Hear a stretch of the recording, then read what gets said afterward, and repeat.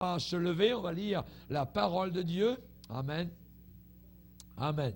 Gloire au Seigneur. Et j'ai intitulé ce message « Prêtez attention à la parole prophétique ».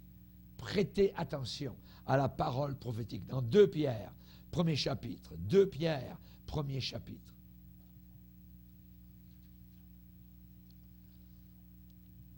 Alors, 2 Pierre, premier chapitre, verset 19.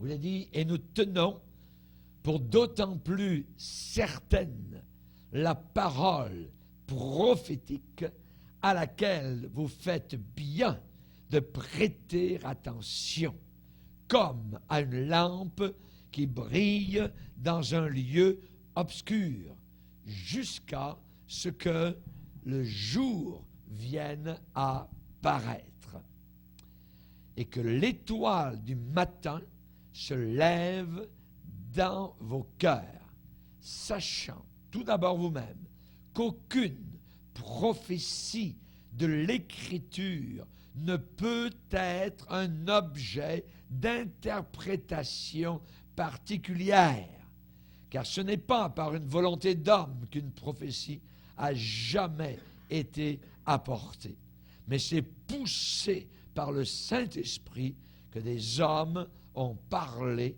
de la part de Dieu. Amen.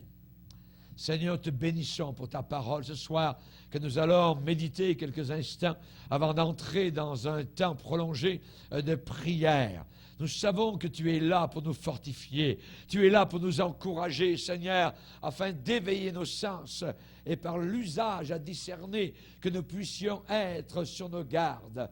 Bénis, Seigneur, ces moments précieux. Nous te le demandons au nom de Jésus. Amen. Et tout le peuple dit Amen. Gloire à Dieu. Vous pouvez vous asseoir, frères et sœurs. Alléluia. Ici, on nous parle de prophétie.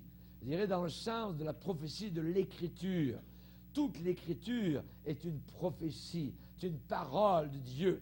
Et là, il est dit que ce n'est pas par une volonté d'homme qu'une prophétie donc écrite dans les Écritures a jamais été apportée. Mais c'est poussé, voyez, presque forcé, presque obligé par le Saint-Esprit, que des hommes ont pris la plume et ont écrit sous l'influence du Saint-Esprit. Et il n'y a pas un seul point de i ni barre de t qui ne passera, que tout ne se réalise. Tout est en train de s'accomplir selon les Écritures. Jésus est venu sur la terre selon les Écritures. Il a vécu un ministère particulier selon les Écritures. Il est mort selon les Écritures. Il a été trahi selon les Écritures. Il a été crucifié, percé selon les Écritures. Enterré dans le tombeau du riche selon les Écritures. Ressuscité selon les Écritures. Monté au ciel selon... Tout est selon les Écritures. Amen. Et ce qui se passe autour de nous actuellement est en train d'arriver encore selon les Écritures. Dieu l'avait dit, Dieu l'avait déclaré. Maintenant, nous avons quoi? Eh bien, nous avons une lampe qui brille. Où ça? Sur la planète Terre, voyez. Mais cette planète Terre est décrite par le Saint-Esprit comme étant particulièrement un lieu obscur.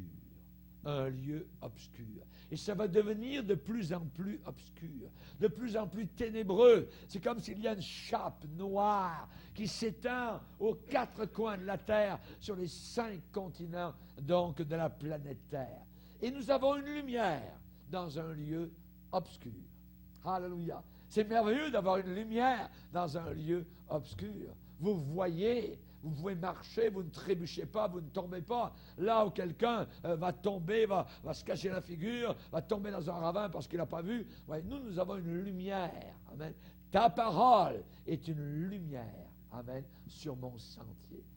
Elle brille dans un lieu obscur. Il est important que les chrétiens étudient avec soin les prophéties de la Bible. Le diable, actuellement, que fait-il? Comment passe-t-il son temps? Lui, il fait du temps supplémentaire, voyez, pour empêcher les enfants de Dieu, particulièrement, de comprendre la prophétie biblique. Le diable a peur Le diable craint que les enfants de Dieu ne se réveillent devant le fait que le temps est très court. Le temps est très court. Et le diable sait, je ne sais pas jusqu'à quel point, mais la Bible me dit qu'il sait qu'il va en enfer et il sait que son temps est court. Le diable est descendu vers vous animé d'une grande colère. Voyez, sachant qu'il a peu de temps. Le temps est très court. Il a peur que les chrétiens soudainement se réveillent et disent « Hey, moi je veux venir à la prière, moi je veux me sanctifier, moi loin de moi le péché, l'impureté, maintenant je veux vraiment marcher dans la vertu, dans la piété, et ainsi de suite. » Et il a peur que les chrétiens nettoient leur vie, se réveillent véritablement. Voyez? Donc, évidemment, nous ne pouvons pas nous permettre actuellement de perdre, je dirais, les moments précieux qui nous restent. La Bible dit de racheter le temps. De racheter le temps. Ça veut dire de racheter les occasions. Nous avons assez perdu de temps peut-être à différents moments de nos vies dans le passé, même étant chrétiens. Alors maintenant, Paul va dire aux Éphésiens, rachetez le temps car les jours sont mauvais. Et ils vont devenir de plus en plus mauvais. Amen. Donc il faut marcher comment? Eh bien chaque jour, en communion avec notre Seigneur Jésus-Christ de Nazareth. Amen. Nous devons marcher en communion avec lui et ne pas être occupés avec quoi que ce soit que nous ne voudrions pas avoir à faire lorsqu'il va revenir. Voyez, lorsqu'il va revenir. Donc, il faut être à notre affaire. Être occupé, donc, aux choses de Dieu. Et dans Romains, particulièrement, il est déclaré « Dépouillons-nous donc des œuvres des ténèbres. » Dépouillons-nous donc de tout ce qui n'est pas de Dieu. Voyez? Pourquoi? On va le lire dans Romains 13. Voyez? Romains 13, verset 11. Cela importe d'autant plus que vous savez en quel temps nous sommes. C'est l'heure de vous réveiller enfin du sommeil. Car maintenant le salut est plus près de nous que lorsque nous avons cru. La nuit est avancée. Le jour approche. Alléluia. Dépouillons-nous donc des œuvres des ténèbres et revêtons les armes de la lumière. Marchons honnêtement, voyez, comme en plein jour, loin, en s'éloignant des excès, de l'ivrognerie, de la luxure. La luxure, ce n'est pas le luxe, c'est pas avoir un beau tabouret à la maison ou un beau meuble. La luxure, en français, c'est la convoitise, voyez, convoitise sexuelle. C'est cela, la luxure, s'éloignant donc de cela et de l'impudicité. S'éloigner des querelles et des jalousies. Mais revêtez-vous du Seigneur Jésus-Christ et n'ayez pas soin de la chair. Ça veut dire ne soignez pas la chair pour en satisfaire les convoitises. Amen. Amen. Gloire au Seigneur. Pierre va dire, nous tenons pour d'autant plus certaine la parole prophétique. Plus certaine que quoi? Il vient de dire, juste auparavant, il vient de parler d'une expérience tout à fait particulière, une révélation qu'il a eue avec ses collègues, Jacques et Jean, sur la montagne de transfiguration, où il a vu Élie et Moïse apparaître, et Jésus, donc, dans sa gloire. Voyez? Et il dit, mais c'était merveilleux, on a entendu même la voix du Père qui a parlé donc du haut des cieux, et il ramène cette expérience qu'il a fait avec Pierre, avec Jean et Jacques, il y a de cela plusieurs années dans le passé. Donc c'est merveilleux, c'était réel, c'est pas à peu près. Il dit, mais même, nous tenons pour d'autant plus certaine que ça. Plus certaine que la vision que nous avons eue sur la montagne, c'est quoi? La parole. La parole prophétique à laquelle vous faites bien de prêter attention. De prêter attention. Amen. Ça veut dire que c'est une parole plus certaine. Voyez? Plus certaine. Nous ne nous attachons pas aux visions, aux rêves, aux songes, ainsi de suite. Ça va, ça passe, ainsi de suite. Voyez? Nous nous attachons à la parole.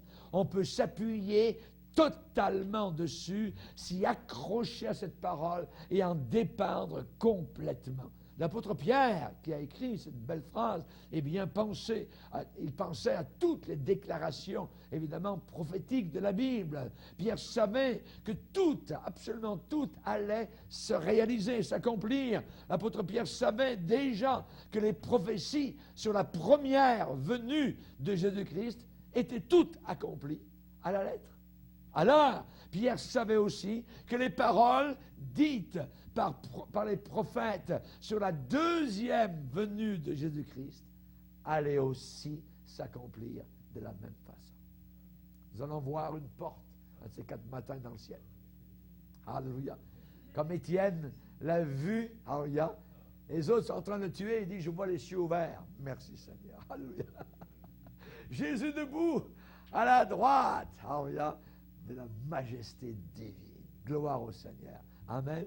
Que Dieu soit glorifié. Évidemment, certaines prophéties, certaines prédictions avaient déjà eu lieu dans l'Ancien Testament sur Israël, sur Canaan, sur Babylone, sur Tyr, sur l'Assyrie, sur l'Égypte.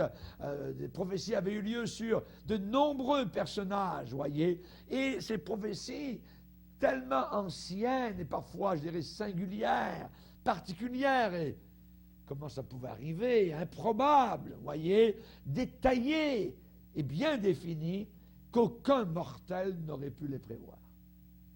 Qu'aucun mortel n'aurait pu les prévoir, voyez, et pourtant, elles ont été réalisées. Elles ont été accomplies par quoi, par qui, comment? Certaines accomplies par des éléments naturels, d'autres accomplies par des hommes qui ne les connaissaient pas du tout, d'autres accomplis par des hommes qui ne les croyaient pas du tout s'ils les connaissaient, et d'autres ont été accomplis par des hommes qui luttaient avec une frénésie désespérée pour éviter leur réalisation. Mais elles se sont accomplies. La parole de Dieu est le bulldozer invincible. La parole de Dieu doit s'accomplir, alléluia, parce que c'est Dieu qui l'a déclaré, parce que c'est sorti de sa bouche même. Et ainsi, on est certain que les Écritures dans lesquelles elles sont consignées sont vraies, sont sûres et certaines. Que tout homme soit reconnu menteur, mais que Dieu soit reconnu comme étant vrai. Alléluia. Et ces choses étant vraies, eh bien, il est raisonnable d'assumer que le reste de la prophétie biblique, eh bien, sera accompli aussi littéralement. Amen. Exemple, le monde a toujours désiré la paix. Le monde a toujours désiré la paix, au travers des siècles, au travers des années. Mais particulièrement et actuellement, depuis environ 20 ans, il n'y a jamais eu autant de mouvements de paix, de marches pour la paix, de conférences pour la paix, plus que dans tous les siècles auparavant. La Bible l'avait dit. Quand les hommes diront paix et sûreté. La paix, on veut la paix, peace and love, la paix, voyez, hein, la paix. Quand les hommes diront paix et sûreté, une ruine soudaine, voyez, les surprendra. Et ils n'échapperont pas. Et ils n'échapperont pas. Ça, c'est ce que la Bible dit et ça va arriver. Et ça arrive déjà sous nos regards, voyez. Et en même temps, il n'y a jamais eu autant de menaces de guerre. Voyez. Jésus l'a dit, vous entendrez parler de guerre et, chaque mot, bruit de guerre. Voyez, en Asie, actuellement, là-bas, voyez, il y a des rumeurs, voyez, de guerre, de choses, voyez, Corée, ainsi de suite, le Japon, la Chine, ainsi de suite, ça bouge là-bas, voyez. Vous entendrez parler. C'est vrai, c'est vrai. Amen. On entend parler, vous entendrez parler. Pourquoi? Parce qu'il faut que la prophétie s'accomplisse, se réalise. Et cela jusqu'à l'heure même du retour de Jésus-Christ. Amen. Il ne peut pas y avoir de paix sans le prince de la paix qui est Jésus-Christ. Alléluia. Merci Seigneur. Et ceux qui travaillent à la paix, ceux qui cherchent la paix, ne veulent rien savoir de Jésus-Christ. qui lui seul un jour apportera, lui, la vraie paix. Zacharie l'a dit, chapitre 14, l'Éternel sera roi de toute la terre. L'Éternel sera roi de toute la terre. Alléluia. Que Dieu soit glorifié. Mais la Bible dit que les méchants sont comme la mer agitée, qui ne peut se reposer, qui va, qui vient, qui monte, qui descend. Les méchants sont comme ça. Voyez, il n'y a pas de paix pour les méchants, dit mon Dieu. Il n'y a pas de paix. Voyez, les gros titres des journaux, eh bien, à la lumière de la prophétie de la Bible, nous éclairent beaucoup, nous les chrétiens. Amen. Alléluia.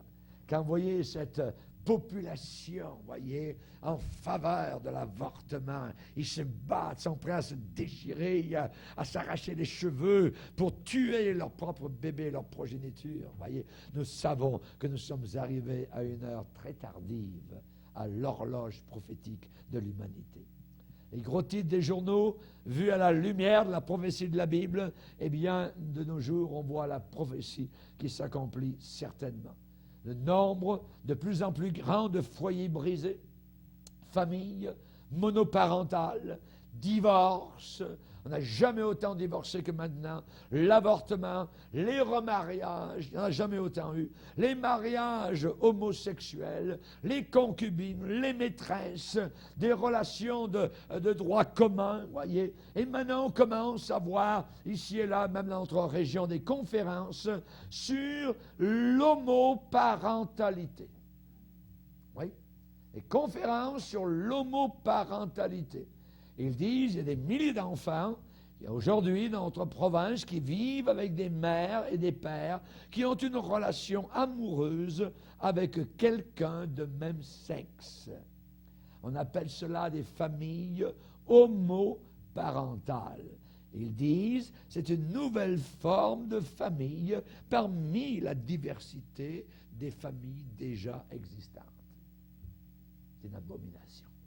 Une abomination. On voit un rejet presque total de la Bible aujourd'hui. Et on appelle cela dans la Bible, dans les termes de la Bible, l'apostasie. L'apostasie. On se détourne des vieux sentiers, on se détourne des sentiers de nos pères, littéralement. Et dans Jérémie, eh bien, le Seigneur parle et il va dire, placez-vous sur les chemins, regardez et demandez quels sont les anciens sentiers. Les anciens sentiers. Demandez quelle est la bonne voie et marchez-y. Et vous trouverez le repos de vos âmes. Mais ils répondent, nous n'y marcherons pas. Nous n'y marcherons pas. Oui, on n'en veut pas. C'est ce que nous voyons. C'était le cri de toutes les générations antichrist et sans Dieu. Nous ne voulons pas que cet homme règne sur nous. Selon la parabole que Jésus a donnée. Les serviteurs sont venus et ont tué le fils donc du maître de la vigne. Nous ne voulons pas que cet homme règne sur nous. Il n'y a jamais autant eu de rébellion innée dans le cœur des hommes aujourd'hui. La menace grandissante aujourd'hui des jeux de hasard, vous avez vu? Voyez comment que ça monte, les casinos, les loteries, pour, je dirais, raviver la cupidité des païens, voyez. Qu'aucun chrétien ne rentre dans ce système de vouloir acheter des billets de loterie pour gagner de l'argent. Non, on ne voit pas cela dans l'Église chrétienne, voyez. Mais les païens, eux, font la queue leu, voyez, pour acheter leurs billets, que supposément leur donner leurs millions. Mais au travers des années, eh bien, ils s'appauvrissent, ils s'appauvrissent, ils s'appauvrissent. On a l'acceptation totale aujourd'hui de l'ivresse, des beuveries, voyez. Vous avez vu comment les magasins de la SAQ sont en train de multiplier autour de nous. On ne voyait jamais ça auparavant. Moi, ce que j'aimais ici, quand je suis arrivé au Québec, c'est qu'on buvait du lait à table. J'ai trouvé ça vraiment parfait. Vous voyez, bravo, c'est très bien. Vous voyez, moi, je venais d'un pays en France, vous voyez, où là-bas, de l'alcool coule à flot, tout ça, et j'en avais ras-le-bol, vous voyez, de voir les Français qui puaient littéralement l'alcool, tout ça. Et quand je suis arrivé au Québec, j'ai dit merci Seigneur, ici. Alors il y a, au moins, il y a vraiment une bonne retenue. Ils ne connaissent pas vraiment l'alcool, ils boivent encore du lait à table. C'est très bien. J'aimais ça. Mais depuis quelques années, ce n'est plus cela. Voyez, maintenant, amenez votre vin. Voyez, amenez votre vin au restaurant. Voyez, on n'avait jamais ça auparavant. Nos enfants à l'école, on leur apprend à faire du vin. À la polyvalente.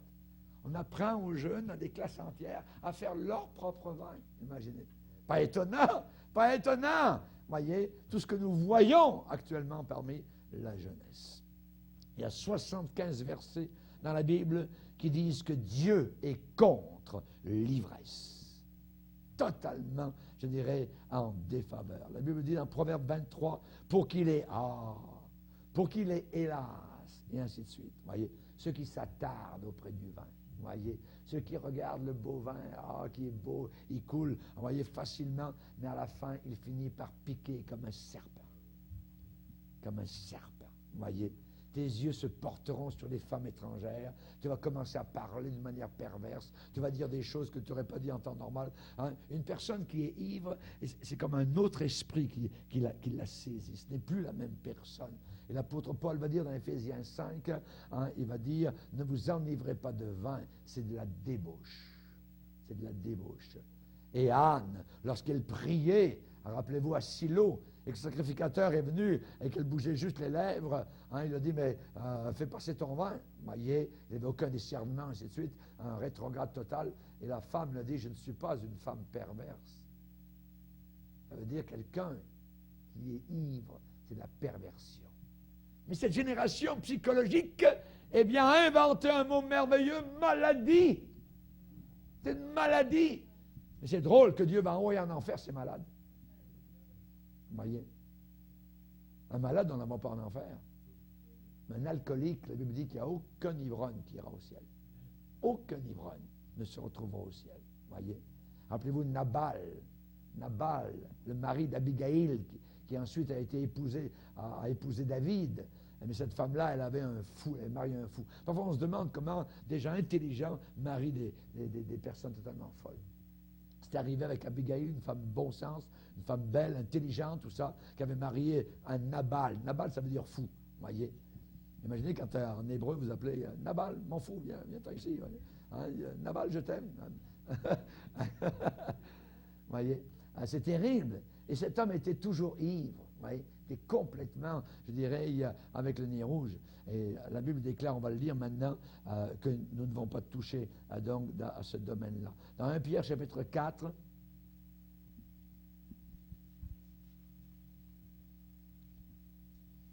chapitre 4, il est dit au verset 3, c'est assez, ça veut dire ça suffit, voyez.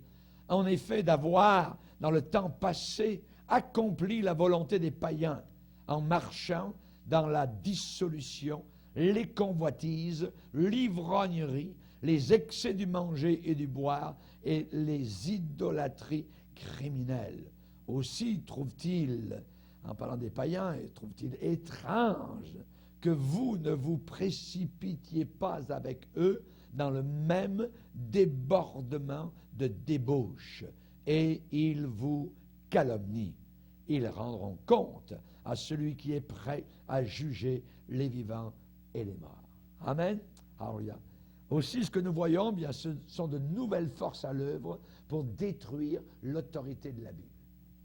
Vous voyez pourquoi? Parce que le diable sait très bien que notre force est dans la Bible. Alors, aujourd'hui, le diable travaille même au travers, je dirais, de ce qu'on appelle la Bible. Et actuellement, vous pouvez avoir à peu près une centaine, je dirais, de versions différentes.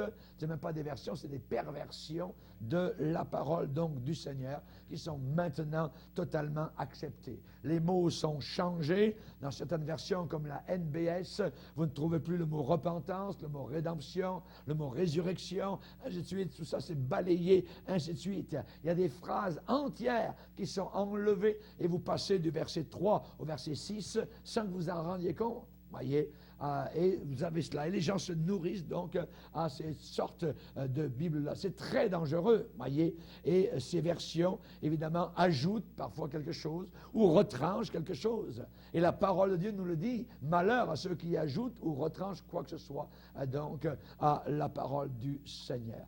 Et il y a environ, actuellement, dans certaines parties de la Bible et dans certaines Bibles, plus de 5000 changements. pas à peu près. Ce n'est pas juste 3, 4 ici et là. Plus de 5000 changements, voyez. Et il y a des mouvements qui travaillent derrière pour cela, particulièrement le mouvement écuménique des églises. Les charismatiques travaillent dans ce domaine-là et ils sont utilisés par Satan pour amener ensemble, pour rassembler toutes les religions aux dépens de la vérité, aux dépens du salut tel qu'il est décrit dans la parole. C'est très dangereux, voyez. Nous vivons des temps prophétiques. Maintenant, l'homme des derniers jours, l'homme typique des derniers jours, il est décrit dans la Bible. Il est décrit dans 2 Timothée chapitre 3, où Paul va dire, sache, on peut le lire, voyez. Amen. Ouais.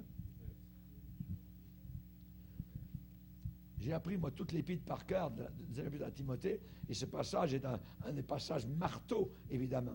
Mais nous voyons là l'homme de la fin des temps qui est décrit. 2 Timothée chapitre 3, il est dit au verset 1er, « Sache que dans les derniers jours, il y aura des temps difficiles, car les hommes seront égoïstes. » Donc l'homme de la fin des temps, il est là, il est décrit.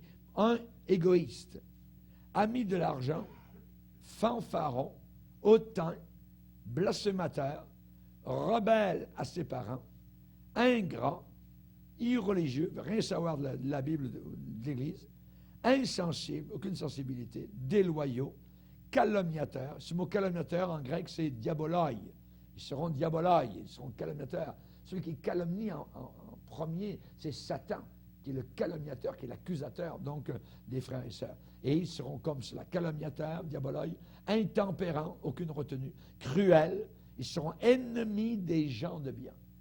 Vous qui êtes des gens de bien, ne soyez pas étonnés si vous avez beaucoup d'ennemis qui s'en viennent autour de vous. C'est normal. Oui.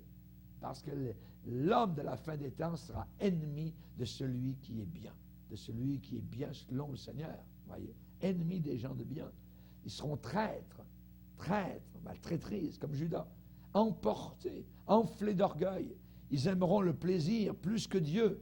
Ils auront l'apparence de la piété, mais ils en renieront ce qui en fait la force. Éloigne-toi de ces hommes-là. Amen. Tout cela, c'est l'accomplissement de cette grande prophétie, ce que nous voyons actuellement. Et la preuve bien triste de cette prophétie particulière, eh bien, elle est maintenant réalisée, elle est maintenant accomplie. Nous la voyons tous les jours. Elle n'est pas à se réaliser. Elle est là, maintenant, autour de nous. Voyez. De plus en plus de gens aussi ont une forme superficielle du christianisme. De plus en plus de gens qui se disent chrétiens ont une forme superficielle, un vernis, je dirais, simplement de dessus, et ils n'ont pas la réalité à l'intérieur. Ils n'ont pas la réalité à l'intérieur. Et la Bible dit qu'ils auraient l'apparence de la piété. Mais ils en renieraient ce qui en fait la force. Et ce qui fait la force du chrétien, c'est sa piété, son éloignement du mal, son éloignement du monde, de l'esprit de ce monde, de l'orgueil de ce monde, de l'impureté de ce monde, de la bravade, je dirais, les yeux hautains de ce monde. Le chrétien est quelqu'un qui est humble, qui est éloigné du péché, qui aime le Seigneur et qui ne veut pas se salir, voyez, avec ce monde-là. Donc, évidemment, on a beaucoup de gens aujourd'hui, de plus en plus, qui ont cette forme superficielle de christianisme, auront l'apparence de la piété. Et ces versets qu'on vient de lire dans 2 Timothée 3, eh bien, c'est une prédiction que dans les derniers jours, de plus en plus de gens seront religieux, mais perdus. C'est terrible à penser ça. Religieux, mais perdus. Seigneur, Seigneur, voyez, rendez compte des gens qui pensent aller au ciel et vont se retrouver en enfer pour l'éternité. C'est la pire chose. Matthieu chapitre 7 me fait trembler. Voyez. Pas pour moi particulièrement, mais pour ceux qui disent, on en connaît, qui vivent juste le vernis, leurs œuvres démontrent évidemment qu'ils ne sont pas véritablement chrétiens. Et c'est terrible, voyez. Donc, il y a les autres aussi, les pires, ceux qui croient ni au ciel, ni à l'enfer, ni dans le jugement de Dieu sur les pécheurs qui meurent dans leurs péchés, voyez. Nous, évidemment, ce que nous devons faire, c'est nous détourner de tout mouvement, je dirais, que Satan utilise, voyez, dans des sortes d'unions, je dirais, de dénominations, de réunions d'églises, de mouvements, aux dépens de la vérité biblique. Ça, faut faut faire partie de la minorité aujourd'hui et jamais la majorité. Parce qu'il a dit que la majorité des gens, eh bien, l'amour de plus grand nombre se refroidirait. Ouais, donc, je veux être avec le plus petit nombre, et ces gens-là, Dieu nous y conduit, ceux qui ont l'amour bouillant pour le Seigneur, qui l'aiment, qui savent ce qu'ils croient, pourquoi ils croient, et ainsi de suite, et qui restent fidèles donc aux Saintes Écritures. Amen. Alléluia. Donc, il y a des jours difficiles. Jours difficiles, ça veut dire des jours périlleux, des jours dangereux, des jours diaboliques. Voyez, il n'y a pas de plus grand danger qu'une apparence de piété. Il n'y a pas de plus grand danger qu'une apparence de piété. Rappelez-vous que Paul, quand il parle de ses naufrages, il dit j'ai vécu ceci, j'ai vécu cela, mais il dit j'ai été aussi en danger parmi les faux frères. J'étais en péril parmi les faux frères. Les faux frères, ce n'est pas les vrais frères. Voyez? C'est des faux frères. C'est des gens qui se disent frères et sœurs, mais ils sont faux. Voyez? Et c'est un danger, c'est un péril. À nous, alors, d'avoir le discernement par l'usage à discerner. Voyez? Vous les reconnaîtrez à leurs œuvres. Voyez? Vous les reconnaîtrez à leurs œuvres. Je vous ai dit qu'ils sont reconnaissables. Ah ben nous, de ne pas nous laisser leurrer si on a affaire un jour ou l'autre à un faux frère. Attention au formalisme. Attention aux rituels qui aujourd'hui sont à l'ordre du jour, le formalisme, on va à la réunion, on a la Bible, ainsi de suite. Voyez, nous sommes allés missionnaires dans certains pays où l'Évangile était venu avant nous, environ 150 ans auparavant. Mais 150 ans après, les générations suivantes, dont les pères avaient été sauvés, aimaient le Seigneur, aimaient la Bible, nous sommes arrivés là, sur des terrains de mission où les gens avaient leur Bible, avaient leur église, avaient leur pasteur, et c'était des vrais païens à l'intérieur. Et quand nous, on prêchait l'Évangile dans les rues ou au coin des chemins, ainsi de suite, et que ces gens-là, qui s'appelaient protestants, venaient se repentir, venaient accepter le Seigneur, venaient dire merci, pasteur. Merci, missionnaire, d'être venu nous parler du Seigneur. Pourquoi? Parce que nous sommes des vrais païens. Nous avons une Bible, nous avons une église, nous avons des pasteurs, nous avons des lieux, nous avons des réunions, ainsi de suite, mais nous ne sommes pas sauvés. Nous convoitons, nous sommes des adultères, nous sommes sous régulièrement, et maintenant qu'on a accepté le Seigneur, on est sauvé, le changement est opéré. Alléluia, et nous bénissons le Seigneur. Amen. Ça, c'est ce qui pend au nez de beaucoup de chrétiens aujourd'hui, donc, autour de nous. Les parents, les arrière-grands-parents ont été sauvés, ont été bénis, tout ça, mais aujourd'hui, eh bien, ce sont des vrais païens. Mais ils aiment venir à l'église avec la Bible, ainsi de suite, voyez, mais ils ne sont pas sauvés dans le cœur. Pourquoi? Parce que dès qu'ils sortent, leur ami, c'est les païens. Ils aiment les païens, ils aiment les manières des païens. Voyez, vous les retrouvez au bar, vous les retrouvez à la danse, vous les retrouvez avec la cigarette, avec le pot, avec la convoitise, avec les vidéos en train de vivre en concubinage, voyez. C'est des véritables païens, mais ils aiment se dire chrétiens. Et c'est un danger, un péril parmi les faux frères, voyez. Donc la prophétie est en train de s'accomplir autour de nous. La formation actuelle, c'est l'église de la prostituée, de l'Antichrist, qui est en train de se former actuellement. Et la Bible a décrit dans Apocalypse 17 une église prostituée.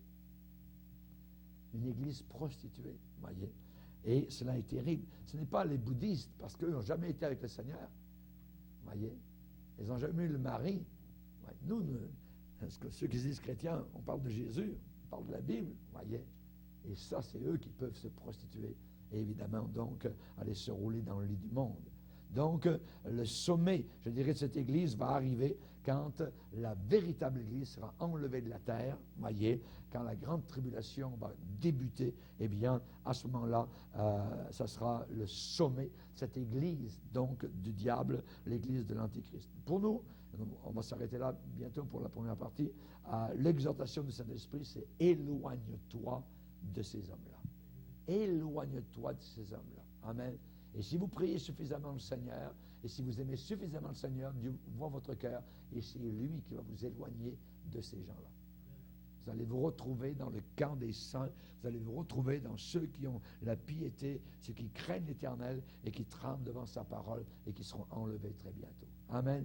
Éloigne-toi. Amen. Les chrétiens ne devraient jamais coopérer avec des ministères de prédicateurs libéraux, modernistes, mais au contraire s'éloigner d'églises formalistes dont le point fort dans ces églises, ils renient ce qui en fait la force. C'est ça le point. C'est ce que Saint-Esprit nous montre. Ils renient ce qui en fait la force. Ils ne veulent pas de ce qui fait la force de l'Église chrétienne, c'est-à-dire la sanctification.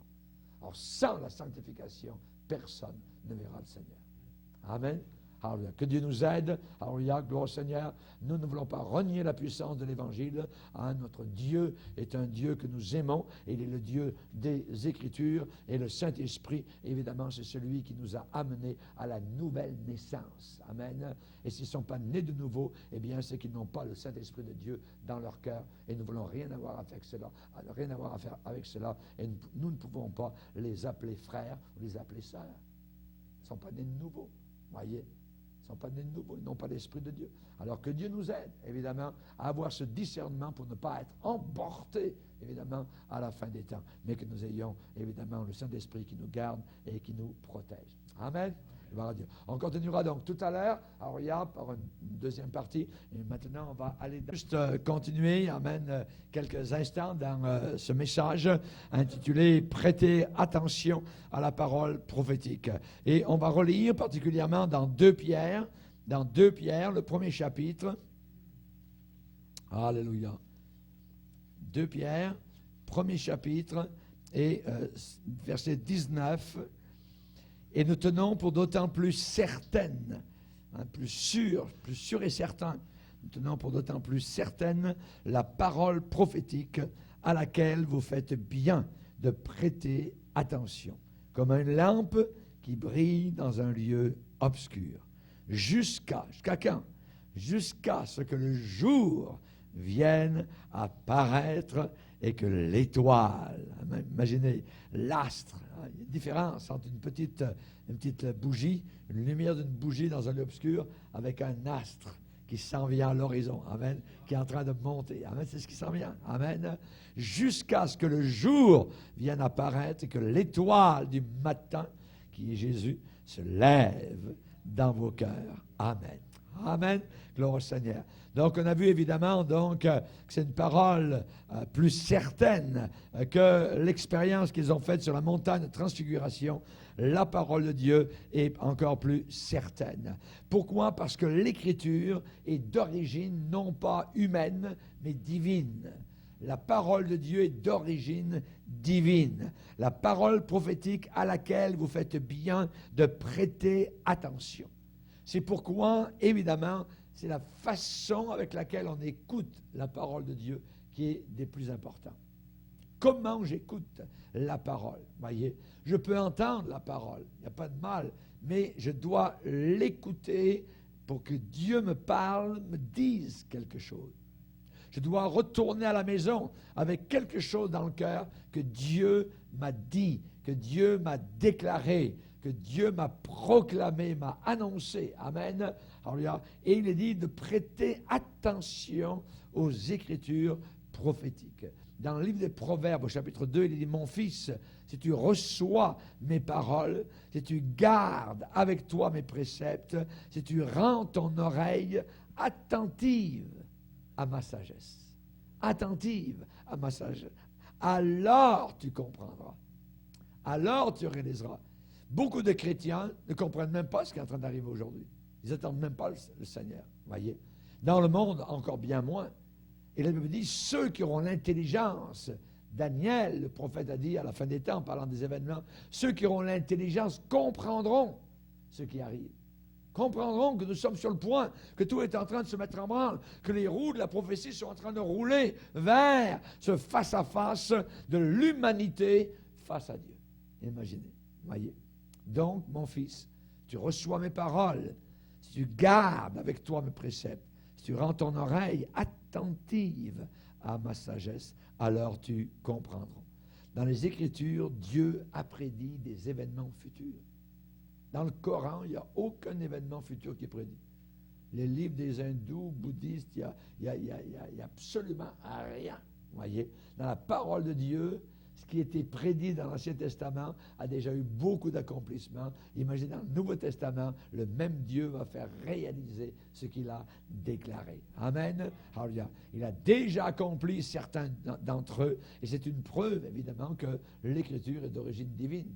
Juste un exemple, vous voyez. Il a dit qu'à la fin des temps, juste avant son retour, il y aurait des tremblements de terre en divers lieux. Mais c'est pas à peu près.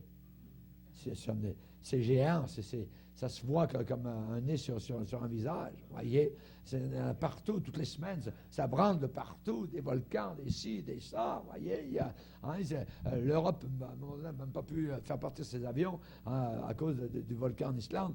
C'est des événements de la fin des temps. Tout tremble sous la terre, tout est en train de secouer. C'est Dieu qui dirige, vous voyez. Cette terre, elle n'oublie jamais qu'elle est dans le vide. Elle se balade dans les airs, vous voyez.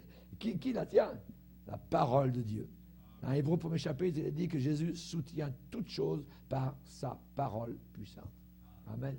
S'il relâchait sa parole de la planète Terre, on descendrait, je ne sais pas où. On s'en irait, voyez. Mais, évidemment, merci Seigneur pour cela. Donc, l'Écriture, a dit Jésus, ne peut pas être anéantie. La version anglaise dit broken. Ça veut dire ne peut pas être brisée. L'Écriture ne peut pas être cassée, voyez. Donc, elle ne peut pas être anéantie. À toujours, ô Éternel, ta parole subsiste dans les cieux. Et dans Ésaïe 46, une merveilleuse prophétie du Seigneur, il dit, verset 10, « J'annonce dès le commencement ce qui doit arriver, et longtemps d'avance ce qui n'est pas encore réalisé. » Alléluia. Amen. Accompli. Je dis, mes arrêts subsisteront et j'exécuterai toute ma volonté. Amen. Longtemps à l'avance, le Seigneur prédit ce qui va arriver. Merci Seigneur. L'herbe sèche, la fleur tombe, mais la parole de Dieu subsiste éternellement. Amen. Ciel et terre passeront, mes paroles ne passeront pas. Donc, on peut se fier à la parole de Dieu. C'est la raison pour laquelle on peut aller vers cette parole et entendre Dieu nous parler, nous avertir et l'écouter attentivement. Voyez, la parole de Dieu est digne de confiance. Alors il faut l'étudier, il faut l'entendre prêcher, il faut la croire, voyez, avec confiance. Tout ce que nous savons sur Dieu se trouve où? Dans la Bible. C'est le seul livre qui nous a révélé sur Dieu. Il n'y a aucun autre livre, voyez. Tout ce que nous savons sur Dieu vient de la Bible, voyez. Tout ce que nous connaissons de la vérité spirituelle et du salut se trouve dans la Bible, voyez. L'unique source de toute vérité, c'est la parole de Dieu. C'est la base, le fondement de notre foi et de notre pratique. Comment nous pratiquons notre foi chrétienne. C'est selon la parole de Dieu. Donc, pour quelle raison nous devons encore prêter attention à la parole prophétique? Eh bien, parce que la prophétie est un stimulant. C'est un stimulant pour la vie chrétienne. Un stimulant spirituel. Voyez, si vous allez dans Ésaïe 41, regardez verset 21, on va lire un passage. Dieu dit, plaidez votre cause, dit l'Éternel, produisez vos moyens de défense, dit le roi de Jacob. Qu'il les produise, qu'il nous déclare ce qui doit arriver. Ça veut dire l'avenir, voyez. Quelles sont les prédictions que jadis vous avez faites? Dites-le, pour que nous y prenions garde et que nous en reconnaissions l'accomplissement. Ou bien, annoncez-nous l'avenir, dites ce qui arrivera plus tard, pour que nous sachions si vous êtes des dieux. Faites seulement quelque chose de bien ou de mal. Allez-y, faites quelque chose. Pour que nous le voyions et le regardions ensemble. Voici, vous n'êtes rien, et votre œuvre est le néant. C'est une abomination que de se complaire en vous. Je l'ai suscité du septentrion, et il est venu. De l'Orient, il invoque mon nom. Il foule les puissants comme de la boue, comme de l'argile qui foule un potier. Qui l'a annoncé dès le commencement, pour que nous le sachions, et longtemps d'avance, pour que nous disions, c'est vrai, nul ne l'a annoncé, nul ne l'a prédit, et personne n'a entendu vos paroles. C'est moi le premier qui ai dit à Sion, les voici, et à Jérusalem, j'envoie un messager de bonnes nouvelles. Oui. Je regarde, il n'y a personne parmi eux qui prophétise, hein, et qui puisse répondre si je l'interroge. Voici, ils ne sont tous que vanité, leurs œuvres ne sont que néant, leurs idoles ne sont qu'un vain souffle. Amen. Chers amis, donc, ça pousse le croyant à mener une vie qui plaît à Dieu. Sachant ce que nous savons, imaginez combien nous devons vivre une vie qui est qui plaît à Dieu. Avant son enlèvement, juste avant son enlèvement, Enoch, que faisait-il? Que faisait-il? Il savait qu'il était agréable à Dieu. Voyez? Et nous devons avoir ce témoignage dans notre cœur constamment, maintenant, à partir de maintenant. Voyez, c'est le compte à rebours est parti, le tic, tic, tic, tic, tic, tic. Amen. Et nous devons vivre avec le témoignage que nous sommes agréables à Dieu. Amen. Parce que bientôt, on va être enlevé.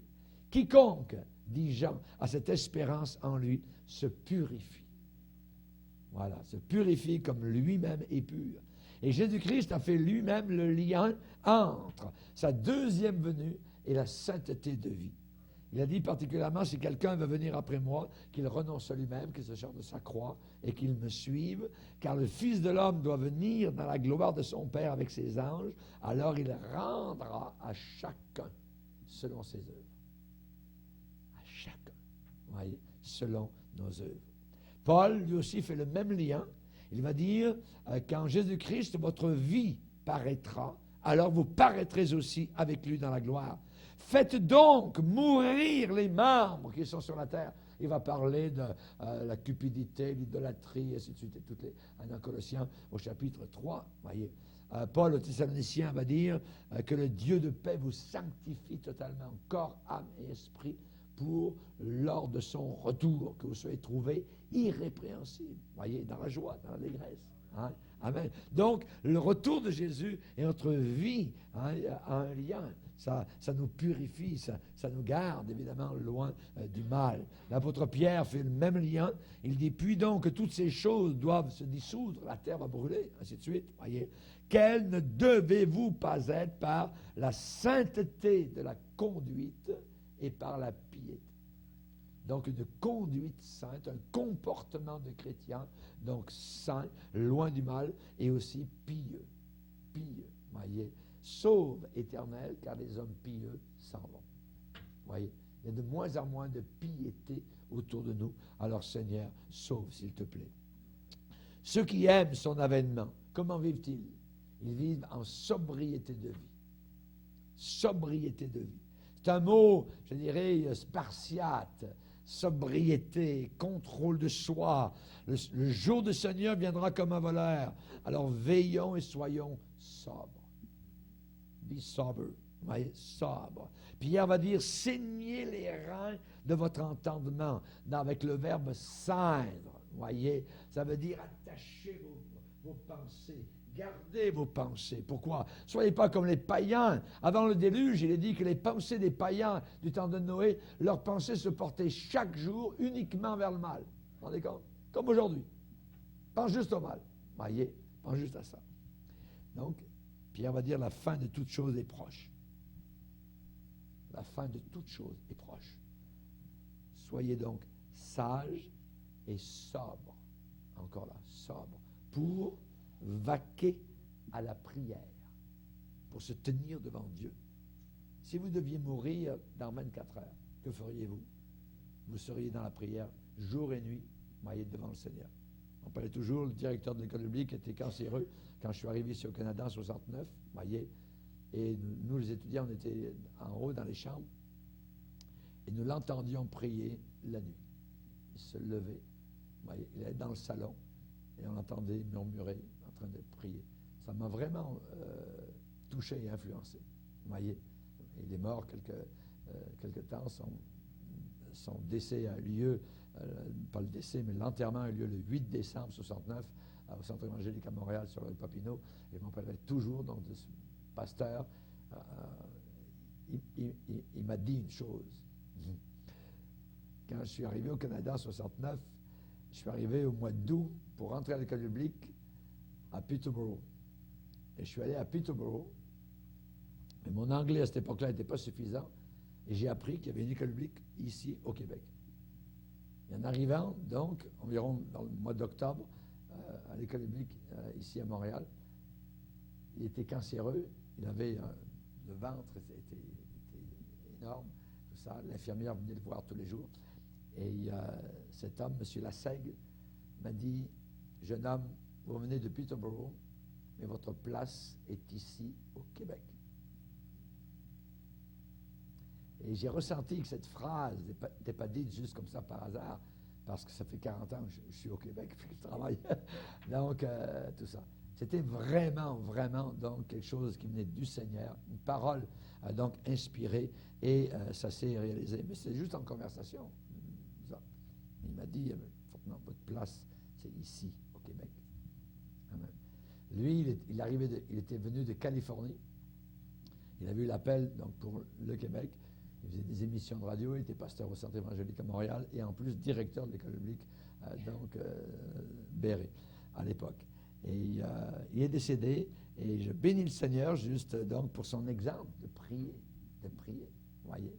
Il passait tout son temps dans la prière et même la nuit, nous l'entendions. Il est en train de prier, se lever, se glisser un peu en dehors de sa chambre avec le peu de force qui lui restait. Et des fois, on l'a vu même en plein jour. Il était donc à genoux.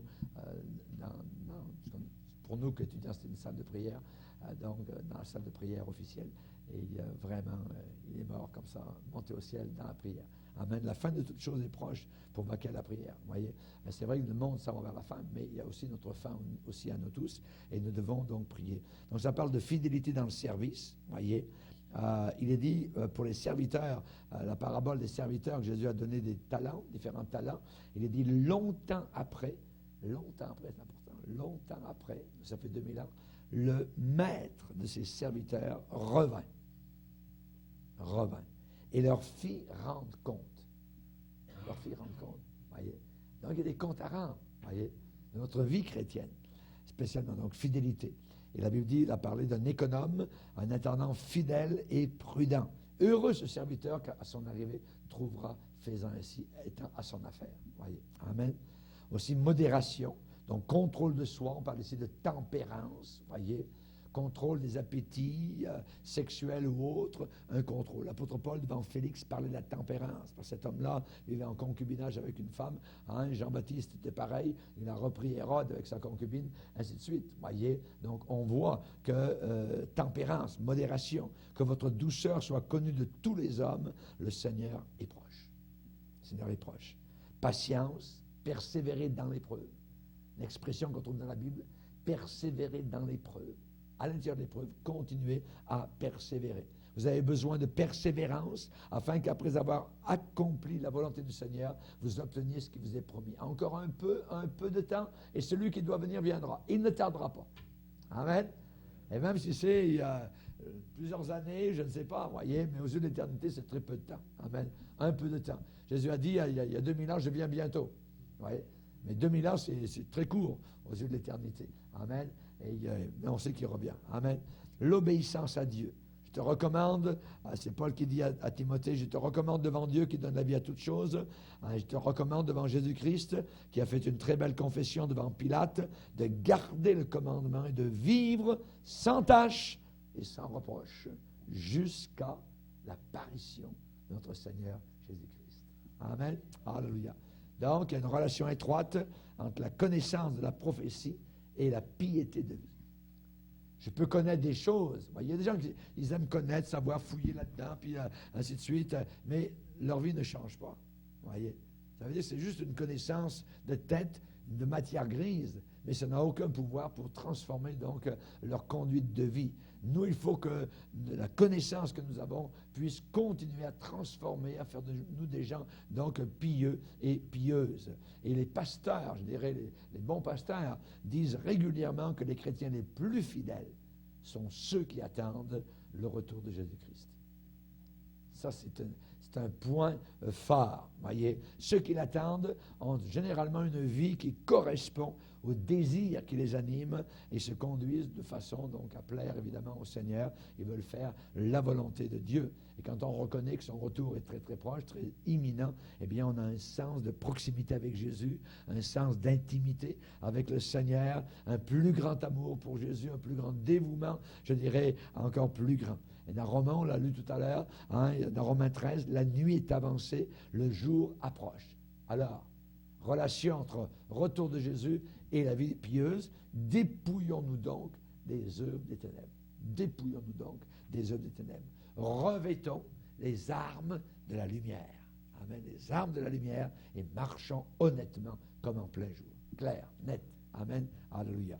Donc, Pierre va dire, la fin de toute chose est proche. Soyez donc sages et sobres pour vaquer à la prière. Et je vous citerai en terminant ce que le grand pasteur Torrey a déclaré sur ce que la deuxième venue de Jésus-Christ avait comme influence sur lui. Il a déclaré, je cite, « La vérité de la deuxième venue de Christ a transformé toute mon idée dans ma propre vie. Cela a brisé et a cassé la puissance du monde et de son ambition sur ma vie. Ça a rempli ma vie avec un optimisme des plus radieux, même dans les circonstances les plus décourageantes. » Et la vérité de la deuxième venue de Jésus est en train de transformer les vies d'hommes et de femmes bien plus qu'aucune autre doctrine biblique que je connaisse. C'est vrai, il vient, il revient. Et pour moi, personnellement, je peux vous dire qu'il y a 4 choses, voyez, que le retour de Jésus a fait dans ma propre vie. Un amour authentique pour Jésus, enthousiasmé pour le retour de Jésus, afin que ça m'a poussé à étudier, alléluia, depuis 40 ans, je dirais, la parole de Dieu, dans les coins et recoins. Il me semble que je ne connais rien du tout. Alors, il y a des Écritures, voyez. Et la Bible dit que Esdras, voyez, Esdras, la main de Dieu était sur sa vie parce qu'il avait consacré sa vie à étudier la parole de Dieu et à l'enseigner donc au milieu du peuple. Et ça m'a délivré, je dirais aussi, dans mes propres pensées de toute ambition, je dirais, qui aurait pu m'envahir pour réussir selon le monde. Aujourd'hui, on entend juste ça, là, voyez, la réussite, le succès, voyez, à l'intérieur de l'Église, voyez. Ça m'a délivré donc de tout ça. Succès mondain, être louangé par les hommes, ça c'est, moi je m'en fous complètement. Voyez, pourquoi? Parce que quand cette nuit, la nuit passée, vous avez vu le beau clair de lune qu'il a fait, ouais. Voyez. Mais la lune n'a aucune lumière en elle-même. Voyez. Et nous n'avons aucune lumière par nous-mêmes. Et si nous avons une lumière, c'est que nous reflétons, alors il y a la lumière de quelqu'un d'autre. Amen. Donc nous n'avons rien à nous glorifier. Nous n'avons rien absolument donc à se glorifier, rien du tout. La lune ne dit pas, « Hey, les habitants de la terre, regardez-moi comme je suis belle, c'est moi qui vous éclaire. » Hein? Non, non, c'est le soleil. Et notre soleil, c'est lui qui nous éclaire pour qu'à notre tour, nous reflétions autour de nous la gloire du Seigneur. Amen. Ça a développé aussi, le retour de Jésus dans mon cœur, la patience, la persévérance, la tranquillité en face de traitements injustes. Voyez, lorsque vous passez par des injustices, rappelez-vous, il revient. Et vous aurez une couronne de gloire qui vous attend. Paul a dit, j'ai combattu le bon combat, j'ai achevé la course, j'ai gardé la foi. Désormais, ça veut dire à partir de maintenant, eh bien, la couronne de gloire m'est réservée. Et le Seigneur me la donnera, non seulement à moi, mais à tous ceux qui auront aimé son avènement. Amen. Couronne de quoi? De justice. Que d'injustice. Amen. L'apôtre Paul a vécu. Et il dit, il y a une couronne de justice. Les torts sont tous rétablis là-haut dans la gloire. Amen. Gloire au Seigneur. Et ça brise aussi les liens de convoitise, les liens d'avarice. On est libéré pour donner aussi au Seigneur, à l'Église, notre argent. Alors, parce que Dieu aime celui qui donne avec joie. De toute façon, on n'emportera rien de la terre. Alors, pendant qu'on peut le faire, donnons et on n'est jamais plus pauvre. Voyez, on n'est jamais plus pauvre que le Seigneur continue à nous bénir. Seigneur, tu mets dans mon cœur plus de joie qu'ils n'en ont quand abondent leurs froment et leurs mots. Amen. Nous voulons servir le Seigneur et nous voulons le bénir et lui va prendre soin de nous. Amen. Alors, Seigneur, que Dieu vous bénisse. On va se lever ensemble pour terminer. Alléluia.